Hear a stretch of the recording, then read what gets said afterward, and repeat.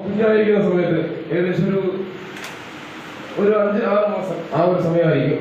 അല്ല, 6 മാസം, ഒരു വയസ്സ്, ഏകദേശം ആ ഒരു പ്രായമാണ്, 1 വയസ്സ്. അപ്പോൾ നമ്മൾ ഈ അച്ചപ്പം കഴിക്കാൻ കൊടുത്തായിരുന്നു. ചെറിയ നമ്മളെല്ലാവരും കഴിക്കുന്ന കണ്ടിട്ട് കഴിക്കണമെന്ന് അതിനോട് ഇങ്ങനെ അച്ചപ്പം കൊടുത്തു. ഇത് കുഞ്ഞായിരിക്കുമ്പോൾ ഞാൻ ഈ യൂട്യൂബിലൊക്കെ നോക്കിയിട്ട് ചെറിയ ചെറിയ പൊടികൈകളൊക്കെ ഞാൻ നോക്കുമായിരുന്നു. എന്തെങ്കിലും പറ്റി പോയി കഴിഞ്ഞ് കഴിഞ്ഞാൽ കുഞ്ഞിനെ രക്ഷപ്പെടുത്താമോ.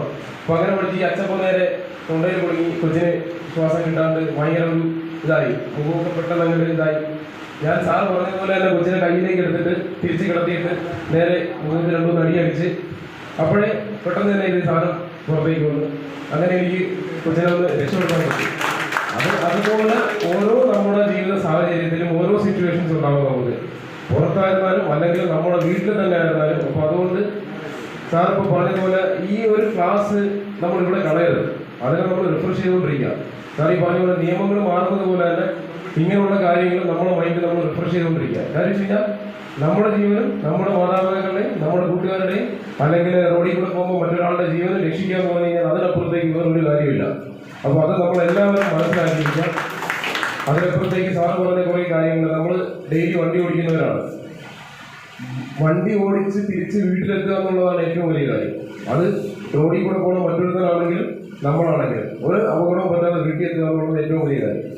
പിന്നൊന്ന് അപകടം പറ്റിക്കഴിഞ്ഞാൽ എങ്ങനെ അതിൽ നിന്ന് നിയമപരമായിട്ട് നമുക്ക് സേഫ് ആവാം, മദ്യപിക്കാതെ വണ്ടി ഓടിക്കുക. അതുപോലെ ഇൻഷുറൻസ്, വണ്ടിയുടെ എല്ലാ ഡോക്യുമെന്റ്സ് എല്ലാം കറക്റ്റ് ചെയ്ത് വയ്ക്കുക എന്നുള്ളതാണ് അടുത്തൊരു കാര്യം.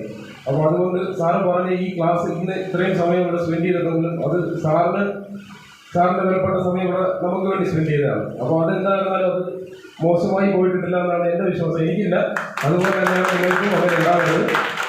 അപ്പോൾ ഈ ക്ലാസ് ഇവിടെ ഇന്ന് നമുക്ക് നടത്താനായിട്ട് സഹായിച്ച ഈ ട്രാക്ക് എന്ന് പറയുന്ന സംഘടനയും, അപ്പോൾ ഞാൻ ആക്ച്വലി എൻ്റെ ഇവിടെ വന്ന സുഹൃത്തിനോട് പറഞ്ഞു ഇവിടെ ഒരു നല്ലൊരു സെറ്റ് തോന്നിയില്ലെന്നൊക്കെ പറഞ്ഞു. പക്ഷേ ഇതൊരു ഏറ്റവും ഇമ്പോർട്ടൻ്റ് ആയിട്ടുള്ള ഒരു ക്ലാസ് തന്നെയായിരുന്നു. അത് മെയിൻറ്റെയിൻ ചെയ്ത് കൊണ്ടുപോകും. Okay, thank you sir.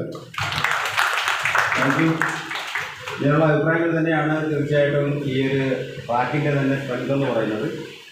കഴിഞ്ഞ 10 കൊല്ലമായിട്ട് ട്രാക്ക് പ്രവർത്തിക്കുന്നു. ഒരു കൊല്ലം പോലും ട്രാക്കിൻ്റെ ഗ്രാഫ് നോക്കിക്കഴിഞ്ഞാൽ ബാക്കിലോട്ട് പോയിട്ടില്ല. ഓരോ വർഷം കഴിയുമ്പോഴും ട്രാക്കിൻ്റെ ഗ്രാഫ് മുകളിലോട്ട് തന്നെയാണ് പോകുന്നത്. തീർച്ചയായിട്ടും നിങ്ങളുടെ ഓരോരുത്തരുടെ സപ്പോർട്ടാണ് അതിന് വലുതായിട്ടുള്ളത്. നിങ്ങൾക്ക് ഇതിനകത്ത് പ്രവർത്തിക്കാൻ താല്പര്യമുണ്ടെങ്കിൽ നമുക്ക് പ്രവർത്തിക്കാൻ തരാം.